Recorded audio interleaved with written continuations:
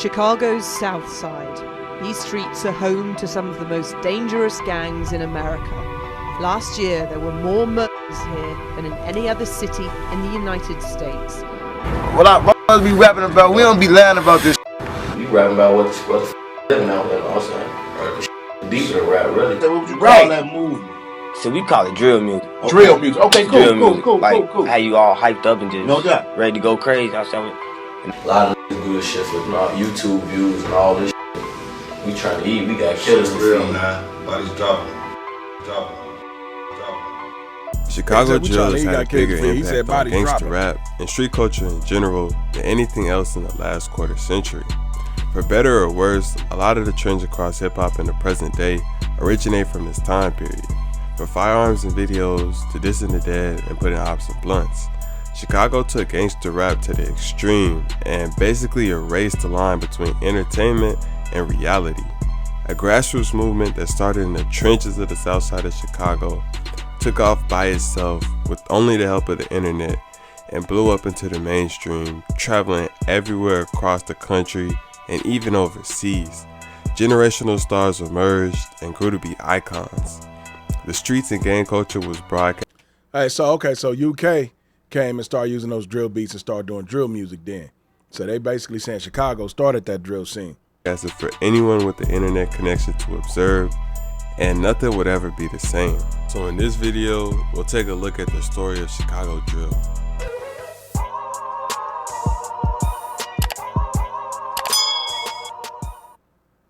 Drill started in the early 10s, but the sound that would end up making its way into Chicago to become drill started in Atlanta in the late 2000s. In the years leading up to this time period, Gucci, Jeezy, and T.I. had popularized trap music. In the late 2000s, the popularization of FL Studio was changing the way beats were made and allowing producers to program hi-hats and snare rolls faster than it was possible to play by hand. And as the years went by, these techniques would become more and more popular. Melodies were also Which one of y'all niggas messing with Fruity Loops right now? I know some of y'all be making beats and shit. Changing. While early trap beats were based on sampling older records, towards the late 2000s, more producers were starting to make melodies from scratch, and orchestral sounds like strings and horns were gaining popularity. Around this time, up in Chicago, the music scene was relatively quiet. Bump J had seen some success, but he had recently been sentenced for a robbery. But although the city was quiet, there was one important name as far as the legacy of drill is concerned, and it was Pac-Man Joe. This was the rapper who popularized the term drill, and some even credit him to be the inventor of drill music.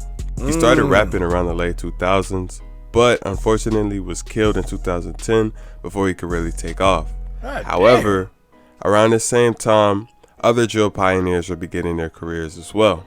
So the term drill had been popularized and some of the themes of drill music were making their way into songs. But the music being made wasn't drill music because Chicago still didn't have a unified sound, but this was about to change.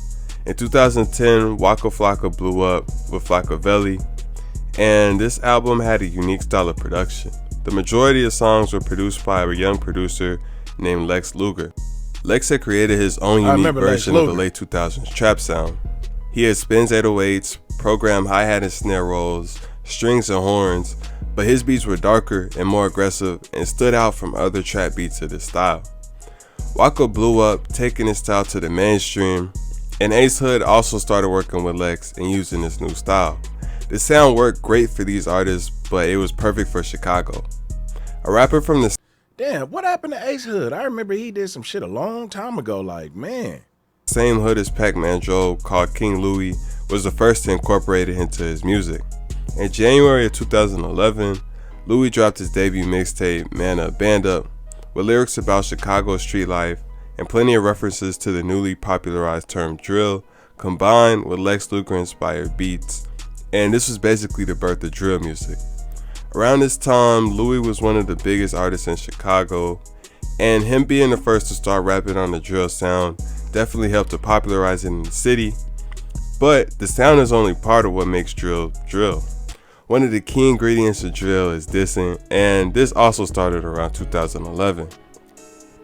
Now, since the 1920s, Chicago has been a city of gangs, and the tradition never died. However, in the early 10s, these gangs were suffering the effects of a lack of leadership. All of the major gang leaders had been locked up throughout the 90s and early 2000s, causing basically every gang to lose their structure. $1 million operations had devolved into kids running around with poles doing drills on each other. The late 2000s was also the start of one of the dumbest trends to ever hit the streets. Rival gangs decided to take their beef digital and gangbang through the internet on websites like Facebook and MySpace. Around 2011, these beefs also began to include diss songs on YouTube. In order to understand the context of early drill music, you have to know who was involved. The disses being traded back and forth involved two main sides. There was 300, which included O-Block, the home of Chief Keef and Fredo Santana, and Lamron, the home of Lil Durk and Lil Reese. 300 was allied with the hood called 600, which was the home of rappers like E-Day, L.A. Capone, and Rondo No. 9. And together, 300 and 600 were beefing with several hoods. But the where the nigga with the fucking bazooka from? main one, as far as music was concerned, was Cause he could blow one of them blocks up with that motherfucker. STL, home to rappers like FBG Duck and Lil J. The main rappers who kicked off this trend were E-Day, FBG Duck, and Billionaire Black. The music video for an early E-Day song called The Ops shows E-Day watching a Billionaire Black and FBG music video and then responding. And this is pretty much how things went. These rappers would trade disses and talk about what they would do whenever they saw each other. And they just went back and forth song for song. Around this same time, Lil Durk was also starting his career, but he wasn't heavy into the new drill wave yet, and his music was closer to late 2000s Lil Wayne. By late 2011, the dissing had progressed, and what had started as more of battle rap styles of disses and threats of violence in the early months of the year had progressed into disrespecting the dead in a matter of months. In October of 2011, Chief Keef dropped a mixtape called Bang, which was his third mixtape, but his first on the new drill wave. He almost exclusively had the new Lex Luger style of beats, and he started the mixtape off by dissing a dead op named Shondell, aka Tuka, who had died January of that year. Tuka was a well-loved member of STL, and dissing him would grow into a big trend over the years. The whole Bang mixtape was hard, and it was the beginning of Chief Keef's prime. He went from relatively unknown to buzzing in the city. The rest of 2011, Chief Keef, E-Day, and several other rappers from their hoods continued to beef with Billionaire Black and FBG Duck over tracks. 2011 was also the year several other 300 and 600 affiliates started rapping, like Lil Reese, Fredo Santana, ST, and S. Dot. 2011 was the birth year of drill music, but 2012 was the year the world would be introduced to this new form of trap. By 2012, the sound Chicago had borrowed from Waka Flocka and Atlanta was starting to evolve more into the distinct Chicago drill sound known across the world today. And a producer who played a big part in this was Young Chop. Young Chop and Chief Keef started working together in 2011, but 2012 was the year they would take over. In March of 2012, Chief Keef dropped a song called Don't Like, and it went viral. It was an early case of a song spreading organically through the internet without any promotion or major label backing it. The song went everywhere, and it got even bigger when Kanye hopped on the track to make a remix with Jadakiss, Big Sean, and Pusha T. 6 months later, Keef followed this up with Love Sosa, which went on to see even more success, and in December, he dropped his debut album, Finally Rich. The whole 2012, Chief Keef was elevating to become one of the biggest stars in rap, and his rise put a spotlight on the entire city that many artists would end up benefiting off for years to come. Lil Durk, who had already established himself before Keef blew, began to see even more shine, and it was during this year that he dropped his iconic track, L's Anthem. Fredo Santana and Lil Reese also found themselves with plenty of new fans, and as a result began to... I remember L's Up, but like during that time, I didn't know who he was beefing with. I didn't know nothing. I know he said something in there about, damn, I just mentioned that nigga name, bro. Man, Waka Flocka. Like, I thought it was Waka Flocka he was beefing with when he got talking about some shit. I didn't know nothing what was going on. taking their careers more seriously I and thought dropping more music. Other 300 and 600 associates saw boosts in their career. and Ops of 300 and 600 did as well. FBG Duck and Billionaire Black continued trading diss songs with their 300 and 600 rivals, and more fans were tuning in. 2012 was also the year another FBG member named Lil J started rapping and joined alongside his fellow members, and in the future, he would become one of the biggest voices on his side. This same year, another beef made its way into the music. These days, Lil Durk is known for constantly dissing, but up into 2012, he actually wasn't dissing his ops, and anything he said was general. He wasn't mentioning specific people or gangs he was beefing with. But all this changed when he dropped L's Anthem, and there's two of Lamron's biggest rival Brick hoods Squad, I called said Brick F. Squad and Wooka. I thought you were talking about the song blew up Flocka. and made it all the way to the radio, and one of Lil Durk's ops ended up hearing it and wasn't a fan. A kid named Lil Jojo, who was a member of Brick Squad, decided to respond with a diss aimed at the whole 300 called 300K. This added more fuel into the fire of the Battle of Drill that had started in 2011 and united all the hoods beefing with 300 and 600. But unfortunately, Jojo didn't live long enough to see the benefits, and in September of 2012, his life was taken. It was also around this time that the trend of smoking dead ops was created. The GDs and STL had started it as a form of respect to one of their fallen members and said that they were smoking Tuka to honor him, but their ops flipped the expression and used the phrase smoking Tuka to mock them, and this was the beginning of smoking dead ops. This was what was happening on the south side in 2012, but over on the east side, other drill pioneers were beginning to take off. Lil Herb and Lil Baby were dropping their first songs on YouTube, including remixes of popular beats at the time like I'm a Boss by Rick Ross and Money Over Here by Jeezy. In April, Herb dropped a song called Gangway that gained some traction in the city. Herb already knew Reese from before rap and was able to get him on the remix, and this was a huge look for Herb at the time because Reese was one of the hottest artists in the city, so getting him on a remix of an already popular song brought a lot of attention to Lil Herb. Around this same time, in August of 2012, Lil Herb and Lil Baby teamed up on a song called Kill Shit, which blew up and became an early drill classic. Alongside these two rappers was a producer named DJ L, who would play a big part in developing the drill sound in Chicago, and he would also end up fathering the entire UK drill sound. Herb and Baby still had a ways to go to reach the level of success some of the guys in 300 were seeing, but 2012 was a strong start for them.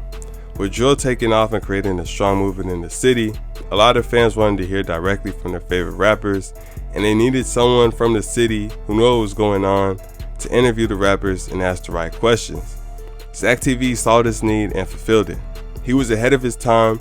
Since 2011, he had been filming hood vlogs, and in 2012, he decided to start interviewing the poppin' rappers in the city. One of his earliest interviews was with Chief Keef at the start of 2012 before he dropped Don't Like and blew up.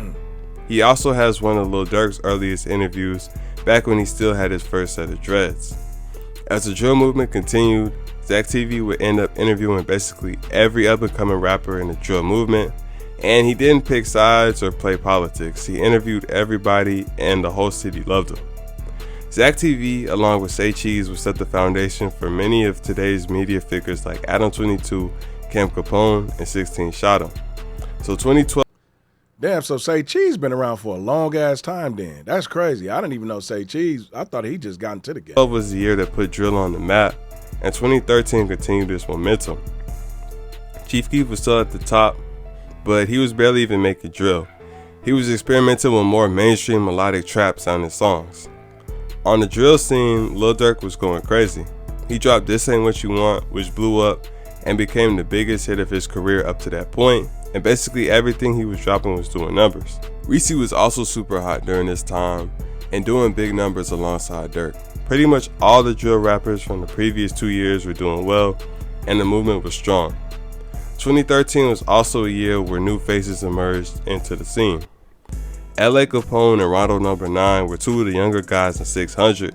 Rondo had been making music as early as 2011, but he was awful at first, and to this day there are still people clowning him on his Dials freestyle. Dials, you know we getting Dials, yeah. LA had started around the end of 2012, but by 2013, both of these rappers were making noise and had songs going viral like Murder, Play for Keeps, and Shooters. Lil Durk was rocking with them heavy and taking them under his wing. It looked like they had the potential to become stars, especially LA. Unfortunately, the consequences of life in the streets would end up catching up with both of these artists before they could reach their potential. In September of 2013, LA was caught by ops walking home from the studio and ended up losing his life. Then Hey, I don't get it. Like, when you dealing with shit like this, why do they walk and know that they got ops, know that niggas looking for them, but they be walking home? And man, you gotta be very strategic when you out there in them streets. Bro. months later, Rondo was arrested and booked for a body in a case that would eventually result in him getting 39 years. This was a bad break for 600 because they had lost two Ain't that future the nigga with the stars in a bazooka? matter of months. Over on the east side, Bibby and Herb had another big year. Lil Bibby was dropping throughout the year, and in November, he dropped his debut mixtape, Free Crack, which was a great project all around and featured his hit song, Water. Lil Herb was dropping songs and freestyles the whole year, preparing to drop his debut mixtape, Welcome to Fezzoland, in 2014. 2013 had been a big year for all the drill rappers in Chicago, but in 2014, things were about to get even bigger. Lil Herb started the year out strong, dropping his highly anticipated mixtape, Welcome to Fezzoland. Then in April, he got a huge look when Nicki Minaj reached out to feature him on a song called Chirac. The song was big and got Herb's name out there to a lot of new fans, but the beat was legendary. Chirac was one of those beats that everybody jumps on, but two remixes stood out in particular. I gotta check that out. The first was a Meek Mill remix featuring Lil Durk and Shy Glizzy, and the second was by a rapper called Montana 300. Montana 300 had been rapping since 2009 and throughout the whole drill movement, but his Chirac remix was his opportunity to blow. He snapped and made hands down one of the hardest songs ever. His remix outshined everyone, including the original version, and got millions of views, as well as put Montana 300's name out into the hip-hop world. Despite everything going on, Chief Keef was still the hottest drill rapper in the city. Throughout most of 2013, he had been on a completely different vibe, but Lil J had continued to diss him on several songs throughout the year, and Keef hadn't responded, but in 2014, he decided to get back into his 2011-2012 drill bag. He started the year dropping a super disrespectful song called War, which was Chief Keef back on the drill beat with super disrespectful lyrics dissing Tuka and several other dead ops. He continued dropping drill songs, smoking Tuka, and dissing his ops, as well as taking occasional shots at them on social media. 2014 was also the year Keef and Durk fell out, and Boss Top ended up breaking into his house. There was a lot going on this year in Chicago, which was nothing new, but there were more eyes than ever, and the fans. But you know another thing, dog, when you get money like this, bro, you know, most niggas be like, I ain't never leaving the hood. Nigga, get your black ass out that motherfucker, dog. Like, I'm being real. Like, that's one thing I can say about Young Boy. That nigga don't stay in Louisiana no more. He stay in Louisiana, he had to be on the swivel every day. You know what I'm saying? Like, you get money, bro, get the fuck out of the hood. The hood, man, let me tell you something. The hood don't love you, nigga. The hood want to kill you, nigga. You know what I'm saying? You got to fuck up out of there, bro. Like, if you really want to, you know, prosper off the money you done made, everything you done done, what you work for, why work for it and then get knocked down? You know what I mean? You got to have fun now. Wanted to know everything. DJ Academic stumbled onto this realization by accident. Around this time, he was covering everything in hip-hop, but every time he would drop a video covering Chicago, it would do more numbers than his other videos, and he also noticed people commenting saying he wasn't covering the full story because his videos were focused around a poppin' rapper at the time, and he wouldn't really mention their opposition. Academic saw the potential to start in a second channel specifically for Chicago, and he made one called The War in Chirac. Since the late 2000s, where Chicago gang members had the bright idea to gangbang on the internet, the trend of talking about real street events on social media had only been growing, and literally anybody could go on these websites and have a good idea of what was going on, and this is exactly what Academics did.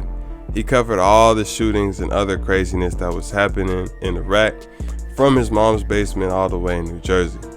Academics' style of gathering information on social media and reporting on it was completely new and unheard of at the time, but it would change the hip-hop community on YouTube forever. Similar accounts like College Kid were doing the same thing, And over the years, people started going beyond current topics and researching old street history and making long-form content on it. Academics paved the way for an entirely new lane of hip-hop reporting and laid the foundation for people like Trap Geek, Trap Lord Rocks, and Swamp Stories. And it basically... So academics pretty much paved the way for all these dudes who were doing it. See, I didn't know any of that, bro. Basically all started in 2014. So this was a year in which several new media figures covering Chicago were starting to emerge, and new faces in the rap scene were as well. Tay 600 and 600 Breezy both started rapping to honor their fallen homie L.A. Capone, and they both saw a decent amount of success early on, but things went left for Tay when he was accused of snitching on Rondo and C-Day, and basically the whole 600 and 300 turned their back on him, even though evidence eventually came out proving that he never told. On top of Tay and 600 Breezy, another rapper was blowing up around 2014, one who was outshining everybody. Hey, 2014 was the year I got to get back into his shit too. Dude hard, you know what I'm saying? I like his flow. And that nigga was flowing like that back in the day, bro. Young Pappy started to take off. Throughout most of the drill movement, attention was on the south side and the east side, and many saw people from the north side as not really like that. But Pappy changed everything. Young Pappy was a rapper from the north side of Chicago who had started around 2012.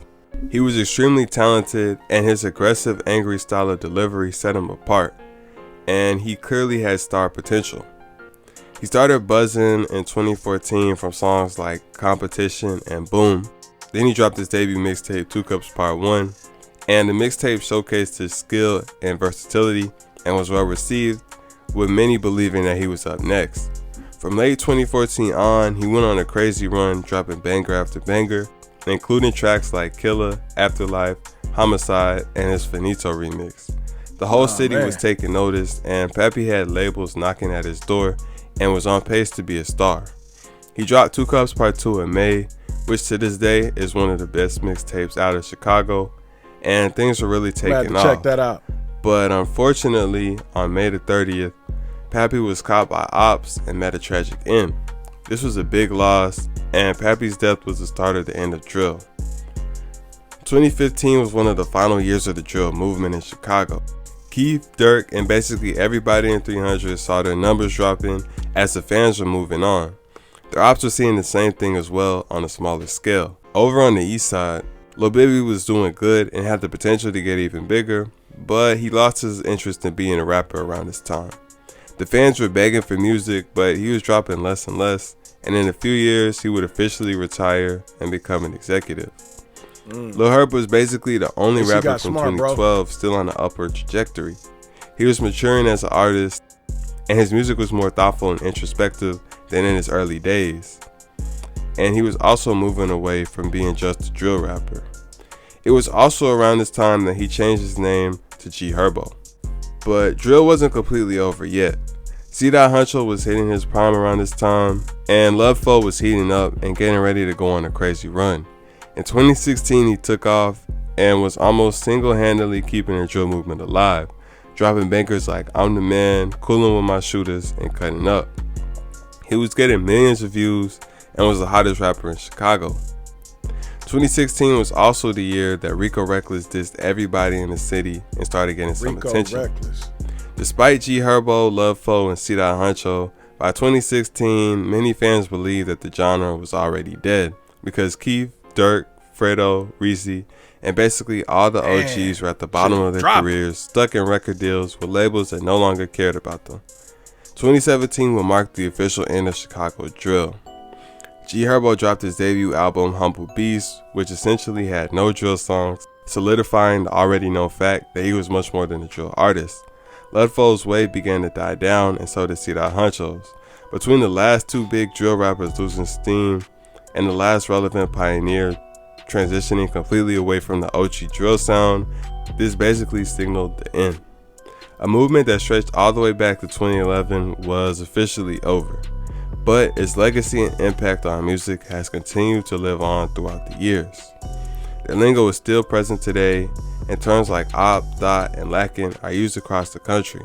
Rappers are still flashing guns in videos, gangbanging through music, smoking dead ops, and practicing all the other questionable trends from this era. And the original drill sound even mutated and came back to the US in the form of New York drill. As far as cities that have had an influence on this era of music, Chicago is up there alongside Atlanta, and nobody else is even close to these two. You can call drill music whatever you want, violent, ignorant, destructive, but you have to admit that it was legendary. Yeah, bro. Man, it's crazy because you look at this, you see a lot of young brothers that just lost their life to this shit, bro. You know what I'm saying? Beefing streets that they don't own. Man, them motherfucking do-rags and shit niggas be wearing, them Chinese, that shit come from China, man. That shit $2, bro. And niggas fight over that shit. You know what I mean? I can't say nothing because I once fought over that shit too. As I came up, but then I had my daughter. It was like, streets don't love me, homie. You know what I'm saying? Something happened to me. These niggas ain't gonna take care of my daughter. They ain't gonna come through, make sure my daughter eating and none of that. So, man, you know what I mean? But at the same time, you know who you is, though, as you ride through the street. You know who you is. But, damn, it's just sad to see these young brothers lose their life behind this shit, man, because you can do so much better together than apart. You know what I mean? That's why we get attacked by so many now, because we so separated. Nigga, just imagine if we was together. Won't nobody fuck with us, homie. Boy, you know how strong our numbers is? Hey, man, it's your boy Malreact. I hope to see y'all back on the next one. Abuse the comments, run the likes up, tap that button. It don't cost you nothing to subscribe to the channel. I hope y'all run this all the way through, man. And thank you to those who do. Peace.